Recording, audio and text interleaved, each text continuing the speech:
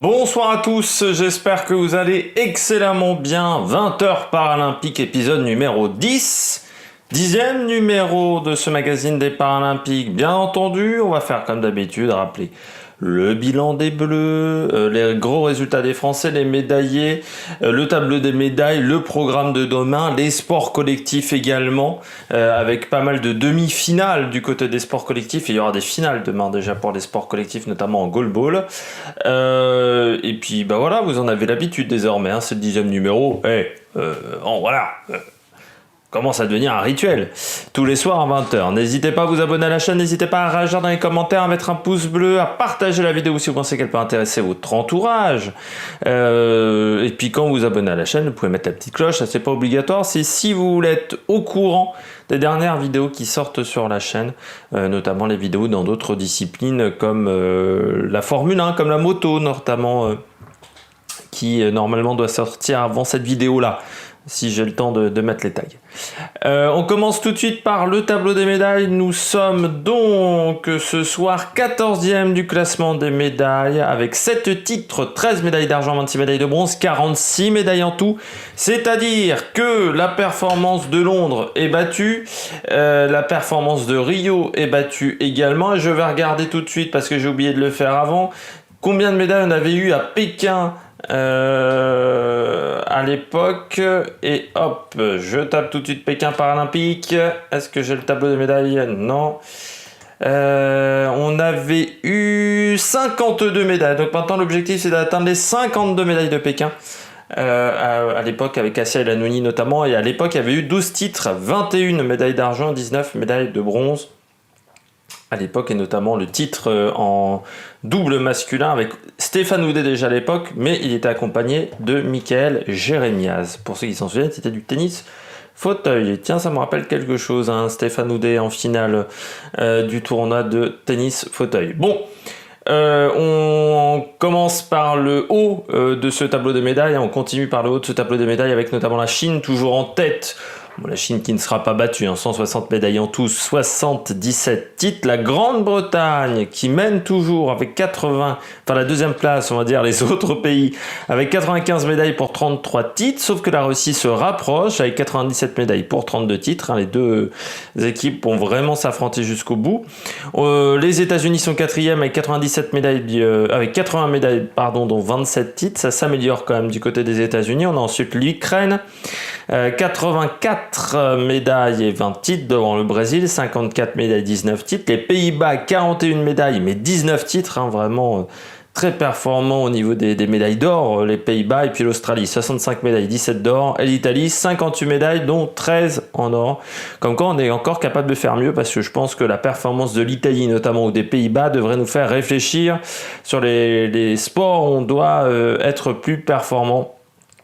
Du côté des Paralympiques, on est capable de faire mieux.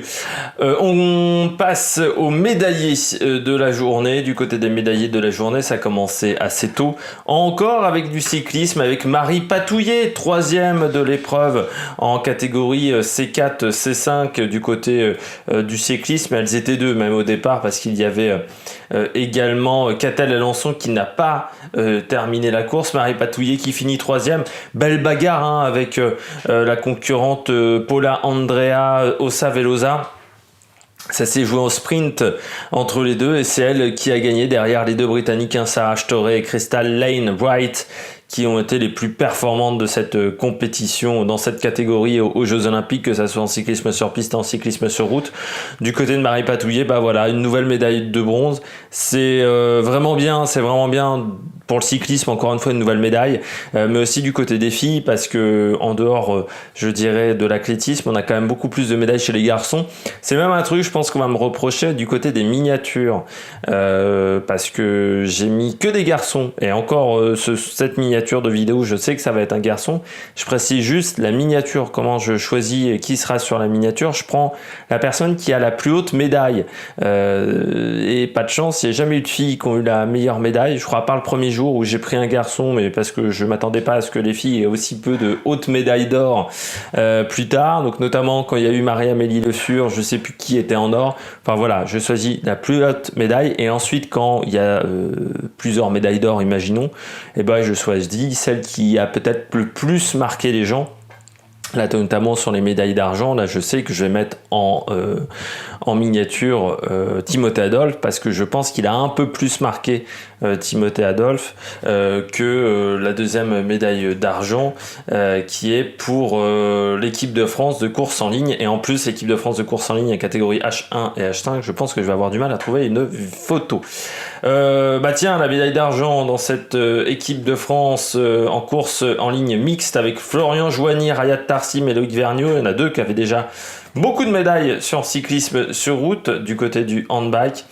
Eh bien, cette équipe de France qui finit médaille d'argent derrière les Italiens Paolo Cecchetto, Diego Colombari et Luca Mazzone, devant les États-Unis, avec notamment une fille du côté des États-Unis, Alicia Dana. Voilà, donc un temps de 53,03 dans cette finale. Ça s'est pas joué à grand chose, 30 secondes pour la médaille d'or, mais voilà, on a été meilleur dans cette catégorie-là. Voilà, donc belle médaille d'argent du côté des Français. Là aussi, ça montre toute la densité qu'on a eue du côté du handbike pendant ces 4 jours de compétition où on a caracolé en tête du côté du handbike, donc c'est important de le signaler également. Et puis on a eu une dernière médaille de bronze, là encore Alexandre Léoté sur la course sur route en catégorie C1, C3. Et bien voilà, médaille de bronze pour Alexandre Léoté qui était donc la dernière médaille de la journée. Là aussi ça s'est joué au sprint, ils étaient nombreux dans le final. Il y avait notamment Fabio Nobile, Jaco Van Gas, Masaki Fujita. Voilà, ils étaient plusieurs et c'est lui qui a gagné le sprint face à tous ses concurrents. Donc belle victoire derrière les deux Britanniques, Benjamin Watson et Finlay Graham. Donc belle victoire et beau sprint de la part de notre Français Alexandre Léoté, parce que souvent on gagne pas au sprint.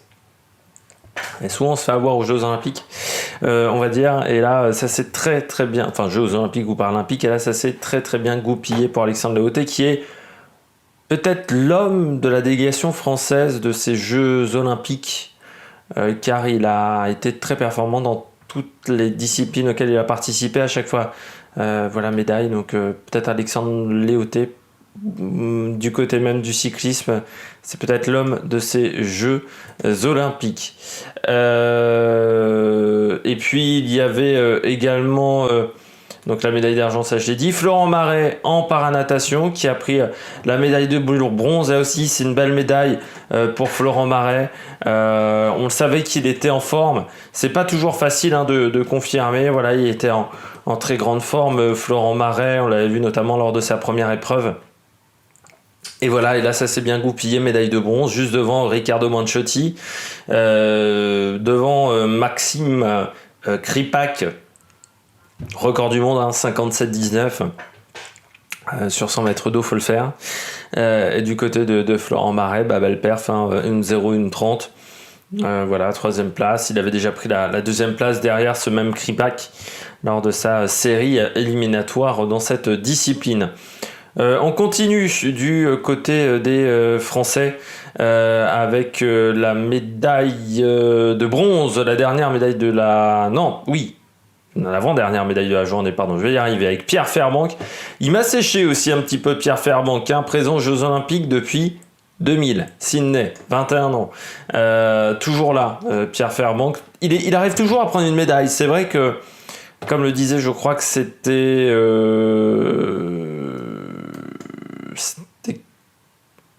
je sais plus qui le disait chez France Télé.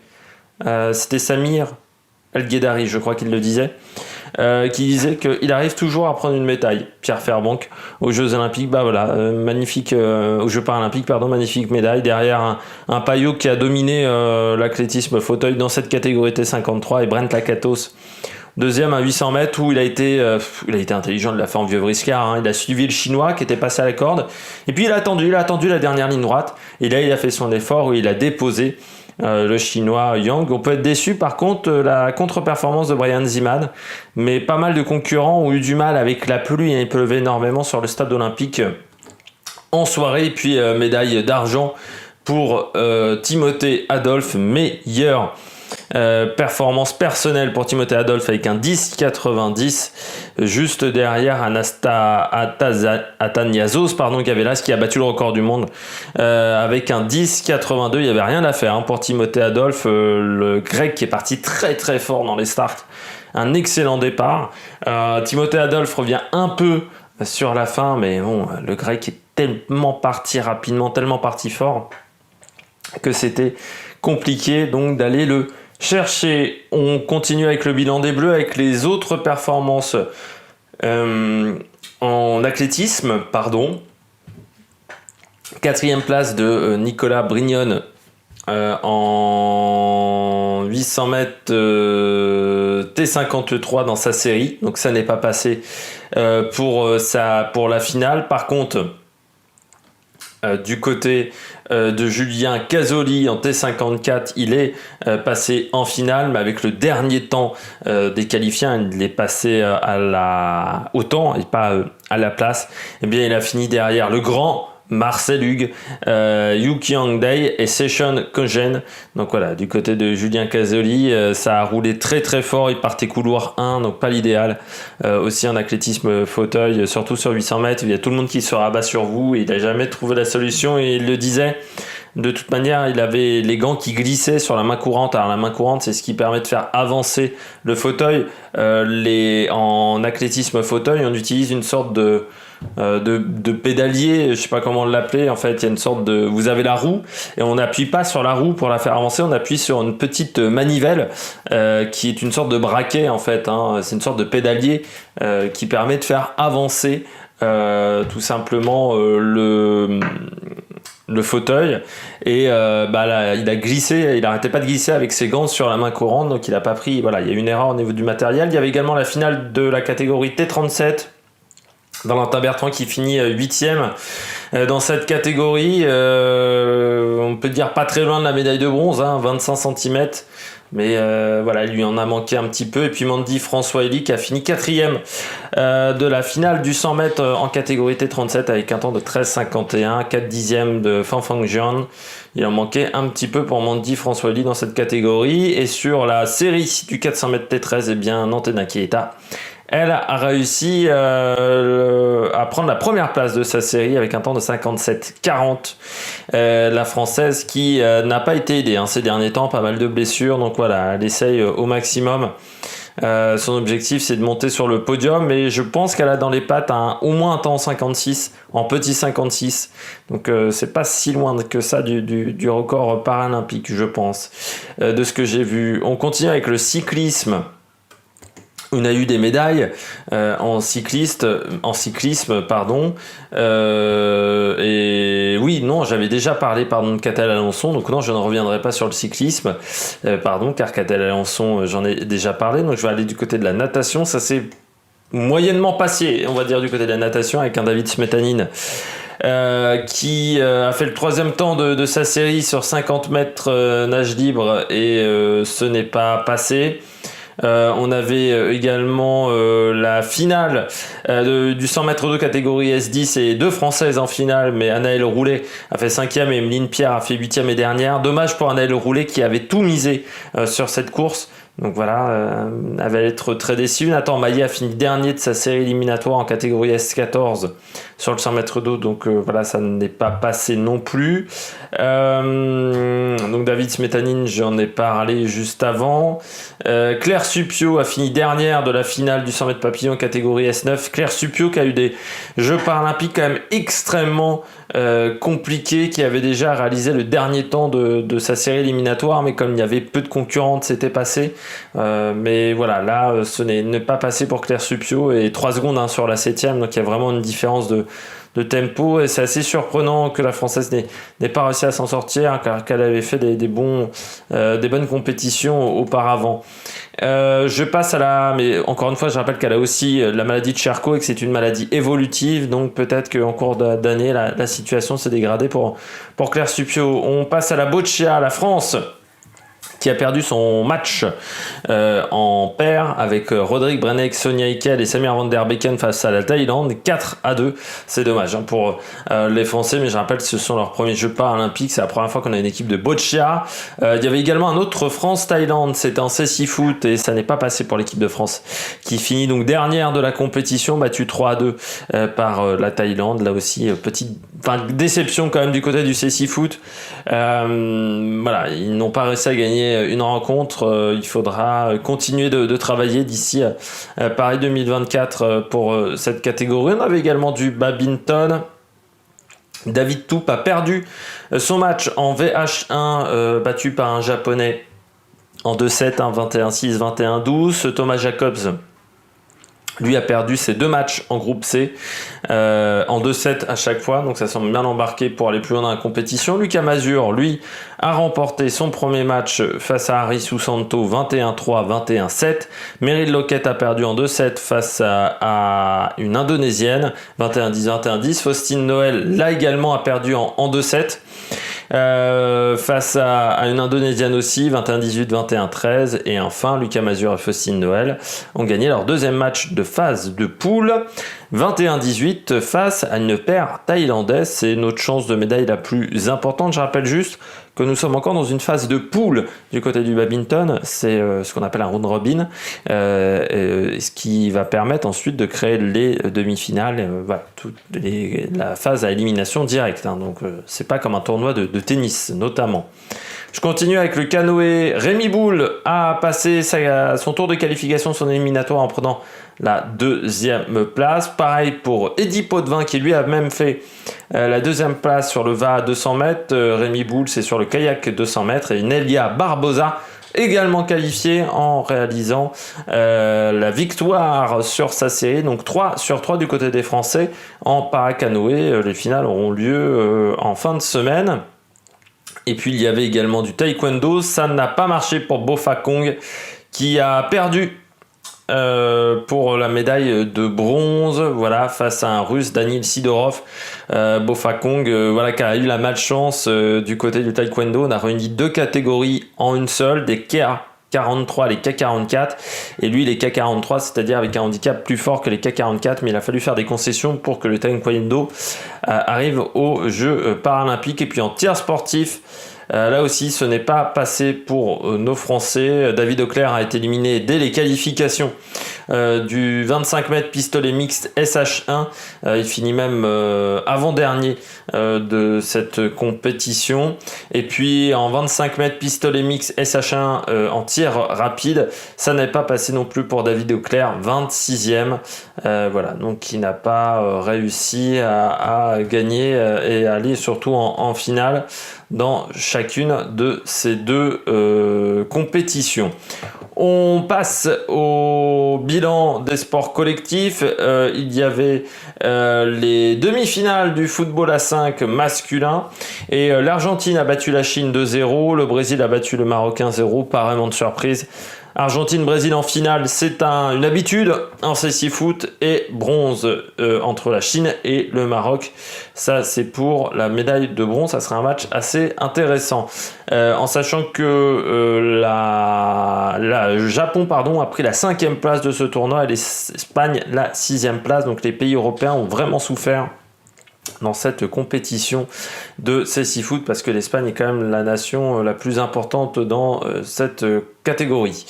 Du côté des demi-finales en goalball chez les garçons, la Chine a battu les États-Unis très facilement 8-1. Victoire du Brésil sur la Lituanie 9-5. Donc la finale opposera la Chine et le Brésil. Et du côté des filles, la finale opposera les États-Unis à la Turquie. Victoire des États-Unis 5-4 face au Brésil, et de la Turquie 8-5 face au Japon. Finale qui auront lieu demain en goalball des 2 finales. On continue avec le sitting volleyball et la finale, on ne sait pas encore, vu que l'Iran est en train de jouer face à la Bosnie-Herzégovine. Par contre, je peux vous dire que la Russie a battu le Brésil 3-7-1, donc que la Russie ira en finale. On espère que leur finale se passera mieux que chez les valides aux Jeux Olympiques où ils ont été battus, je rappelle, par la grande équipe de France en 5-7. Et du côté des filles, eh bien, les médailles se joueront dimanche. Donc là, on n'a pas encore... on connaît les demi-finales. Je rappelle, ça sera Brésil, États-Unis et Chine, Canada. Et puis je termine avec le basket fauteuil. Là, on était en pleine demi-finale du côté du basket fauteuil. Et l'Allemagne a été battue par les Pays-Bas. 52-42, je vais y arriver. Les États-Unis sont en train en ce moment de jouer face à la Chine du côté des filles et du côté des garçons. Hop, bien les demi-finales opposeront l'Espagne aux États-Unis, au Japon à la Grande-Bretagne et ça sera demain. La finale aura lieu dimanche, là également lors du dernier jour de ces Paralympiques en matinée pour la France. On passe au programme de demain du côté de l'équipe de France. Ça commencera dès 2h du matin avec le para-badminton, avec les matchs de poule pour Thomas Jacobs et David Toupet à 2h du matin. Lénaïque Morin et Faustine Noël auront également leur match de poule en double femme. Ce sera en double homme pour Jacobs et David Toupe. Ce sera à 2h du matin. Florent Marais aura sa série du 204 nage en catégorie SM10 à 2h du matin. Laurent Chardard aura sa série du 100 mètres d'eau en catégorie S6 à 2h23. Samir Van Der Beeken, Sonia Ekal et Rodrigue Brenneck auront un nouveau match face à la Grèce en boccia à 2h30 du matin. Il y aura le départ de la course sur route en catégorie C4-C5 avec notamment Dorian Foulon qui a déjà été médaillé, Kevin Lecumpf qui aura envie de bien performer dans cette catégorie, ça sera à 2h30 du matin. Il y aura également le tir sportif avec Didier Richard sur le 50 mètres carabine 3 positions en catégorie SH1, les qualifications à 2h30 du matin. Angelina Lanza en 100 longueur, la finale en T47, ça sera à 2h35. Course sur route pour Elise Marc en catégorie C1, C3, ça sera à 2h35 du matin. Il y aura également le kayak avec la demi-finale de Rémi Boule à 2h37. Le simple homme avec Lucas Mazur qui aura un nouveau match à 2h40 du matin. Le double homme, ça sera en tennis fauteuil avec Nicolas Pfeiffer et Stéphane Houdet. Ça sera à 3h du matin face à la Grande-Bretagne. Match très intéressant. Le 1500 mètres en catégorie T20 pour Gaël Geffroy. Sa finale aura lieu à 3h13 du matin. David Toupe qui aura également son match en simple homme à 4h du matin. Meryl Lockett aura également un match à 5h20 du matin. Ça c'est du para-badminton. Il y aura également le relais 4x100. La série de la France à 5h23 du matin, on sera face au Japon et aux États-Unis. On aura également le tir à l'arc avec Guillaume Toucoulé qui aura son 16e de finale en arc classique à 5h30 du matin. Alexandre Lovera sur la course sur route en catégorie aveugle, donc en tandem à 6h18. Deuxième rencontre de la journée en boccia pour Samir Van Der Beeken, Sonia Ekal et Rodrigue Brenneck. Ça sera à 7h25, ça sera face à la Corée du Sud. Thomas Jacobs et David Toupet auront également leur deuxième match, également face à la Corée du Sud à 7h40 du matin. Faustine Noël et Lénaïque Morin également à 9h. Lucas Mazur, encore un match à 9h40. Fabien Lamiro et Stéphane Molien seront leur match pour le paratennis de table pour la médaille d'or. Ça sera à 10h du matin. Et Samir Van Der Beeken, Sonia Ekal et Rodrigue Brenneck auront même 3 matchs avec un dernier match de boccia à 11h05 du matin et puis en para-badminton, Faustine Noël aura sa dernière rencontre à 12h20 du matin. Je déclare la clôture de cette 10e édition de 20h Paralympique. Je rappelle que le programme des Français pour demain, vous pouvez le retrouver sur résultats avec un s.équipe-de-france-tout-attaché.com. Il y a un onglet Tokyo 2020 et vous avez donc le programme de la journée du côté des Français. Je vous mets tout, c'est le même site que pour les résultats d'équipe de France, donc vous avez tout en description. Et puis vous avez également le site des Paralympiques, www.paralympique avec un c.org pour avoir tous les résultats de la journée également. Ça dépend quel site vous voulez utiliser. N'hésitez pas à vous abonner à la chaîne, n'hésitez pas à réagir dans les commentaires, n'hésitez pas à mettre un pouce bleu. Nous, demain, on se retrouve à la même heure pour faire le débrief de toutes ces épreuves. Et d'ici là, on se retrouve pour de nouvelles aventures sur la Mac Production. Ciao, ciao!